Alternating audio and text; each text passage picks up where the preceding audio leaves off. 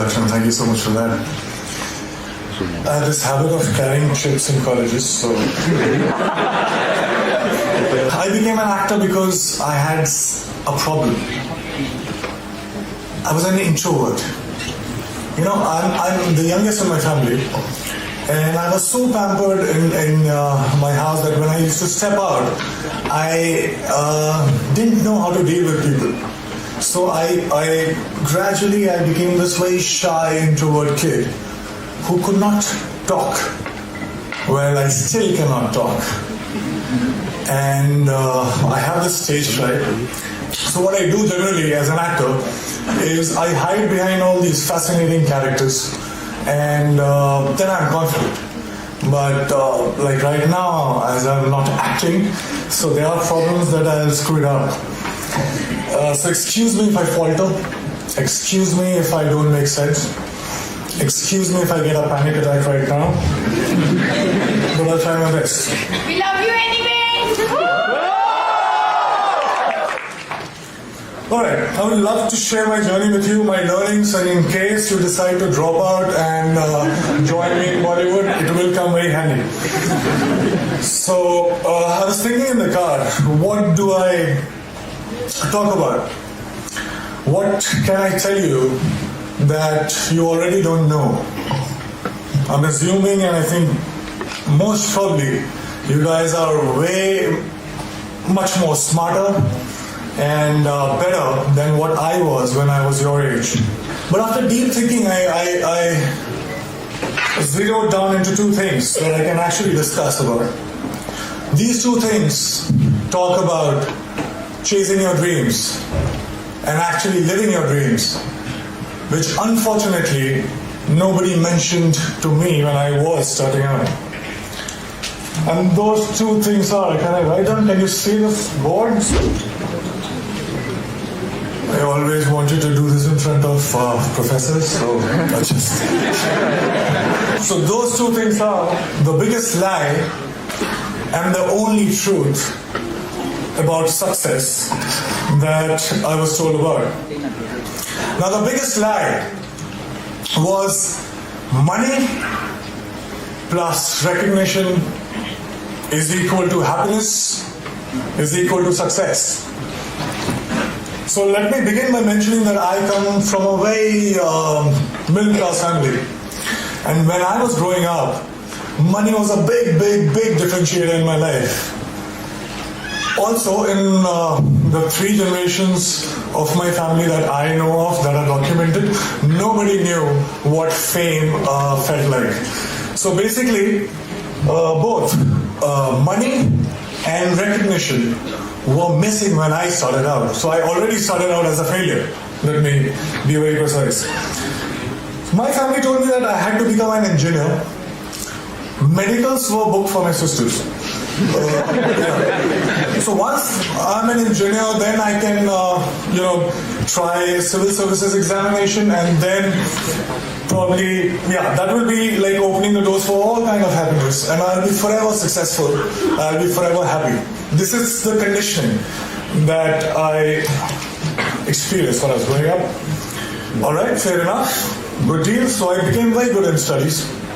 Did fairly well in my 10th board exams. And then off I went to Delhi for my +2, got myself enrolled in a nice school, and Vidyamandir and Fiji and half a dozen of other coaching institutes. And I used to share my room with 3 other similar aspirants. What it meant was, every day after finishing my assignments, school assignments, and preparing for my engineering entrance exam, I had to wash my clothes and I had to cook food for myself. But I wasn't complaining. Well, it was worth it, because after all, I was, for the very first time in my life, I was so close to become successful for the first time in my life. So finally I slogged, I got selected for several engineering colleges, and I decided to take admission in Delhi College of Engineering, which is now known as DTU. Thank you. Were you my senior or junior? There was a celebration like this in my family too. I could finally stop for a while and breathe, I was telling myself that, you know what, now you have made it. You should be happy because you're supposed to be happy. But it wasn't working that much. Something was missing. There was a void that I could feel. So I thought maybe something bigger was required. For some reason, incessantly, while the first 18, 19 years of my life, the future me was much happier, much successful than the present me. So I was like, all right, fine. So I was forcing myself. I promised, I started preparing for civil services examination, and I was forcing myself to slog, but I was bored. UPSC exams were still far away. In the meantime, I thought of doing theatre, and I thought to learn dance because to counter the shyness that I still have, and also because there were no girls in my engineering college for some reason. I felt cheated, man. We slog so much, you crack the entrance exam and you find that there are no girls. So somebody told me that there are very good-looking girls in dance schools. So I was like, fine, I'll go there. And once I started with performing arts, I knew one thing for sure. I knew that I quite liked it. And 3 years later, imagine me sitting in the campus and I'm thinking, all right, I'm really interested in performing arts. And all I want to do is to earn money and to be recognized. So if I become a movie star, I actually was very serious and I dropped out of my college in the 3rd year when I was just 2 semesters away from getting the degree, engineering degree. Came to Mumbai, got heavily into theatre and also other skills that I thought were necessary to become an actor. And by the way, this time I stayed with 6 other guys in a single room kitchen, but this time I was prepared for it. This time there was one difference. I was driven. My self-respect was at stake. My ex-college mates, one of them is sitting right here in black shirt, they thought that I was that disaster that folks in engineering and these schools should never become. So I had to prove a point to everybody. I had to prove a point to my family. Most importantly, I had to prove a point to myself. And this was the time when I was also a background dancer. So I was dancing behind all the possible stars that you can think of, Shah Rukh Khan, Shahid Kapoor, everybody. And I was thinking to myself while I was performing, okay, it's just 3 steps away, there I have to get. And everything will be sorted. And I kept going like that. And 2 years later, guess what? I got myself my first big break. I was selected for a primetime show on a TV. Now hear me out, it was seriously a big break because I started earning. People started recognizing me. To be honest, I would deliberately go and roam in all these malls so that people would look at me, smile, ask for my photograph.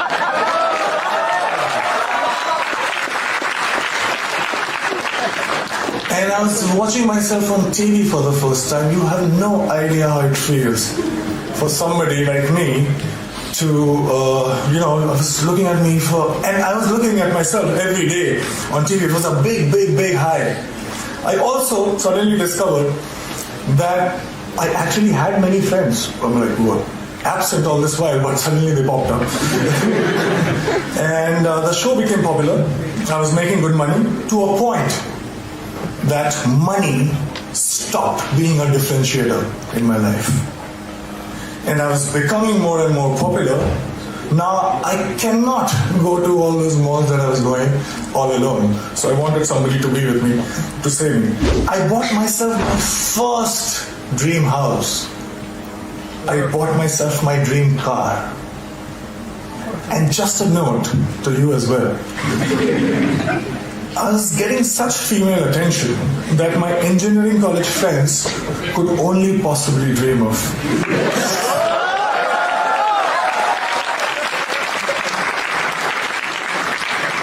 So I was having a time of my life. And then something unusual happened. I got used to everything. And I felt cheated. I stayed with all these dreams for 10 and 15 years of my life. I was promised happiness and I was promised success. But all these things stayed with me just for a few days. And I'm punctuating me because I started from zero money and zero recognition. So I was not happy. How can that it be? I didn't like this version of success. And the future me again was luring the present me. But this time, I decided otherwise. I would do something else. So that gets us to the second point, which is the only truth.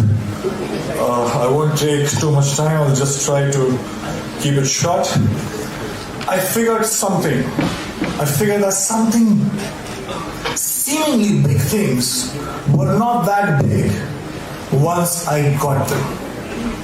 And looking back in the past, I realized that maybe smaller things were way bigger.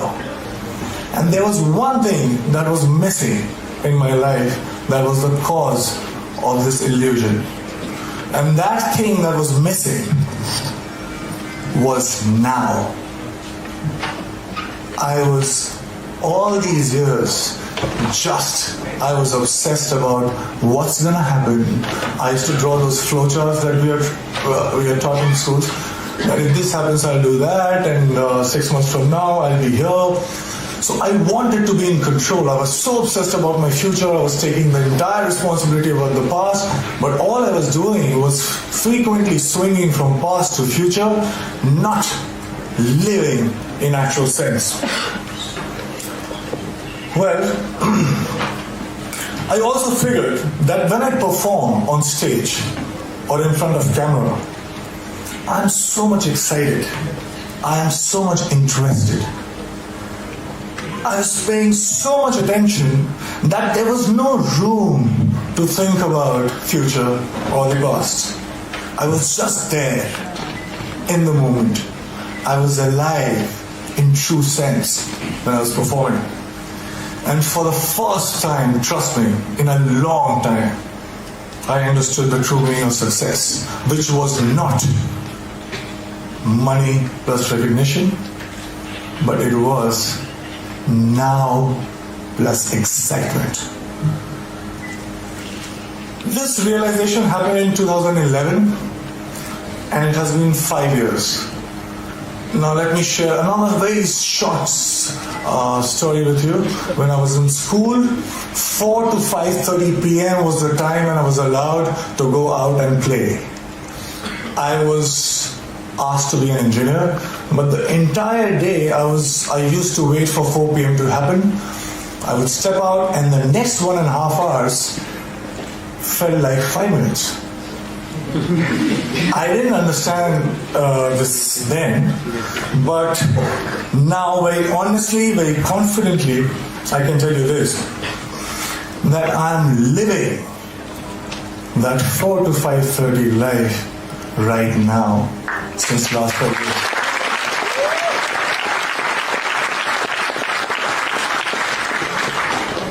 Cause and effects are not different. Excitement is the cause, excitement is the effect. I get tired again and again because all these success mantras that we talk about, hard work, belief, focus, vision, risk-taking, talent, perseverance, we can go on and on. But all these success mantras are now the side effects of the process itself. I'm so engaged, it commands my attention so much that there's nothing else that I can think about. So hard work feels like hard work. And there's nothing else that you can do but to persist. Talent you will cultivate. Vision you will get. Focus, there is no other way because it's commanding your attention so much. So here I am right now, 5 years down the line. money and fame, although still could not earn back their reputation in my life. But let me show you one thing. I have much more of them than I had ever planned. And the best thing, my college, one of the professors who is very dear to me called me recently about asking me to plan this interaction with students, and I very humbly requested that can I get my degree back.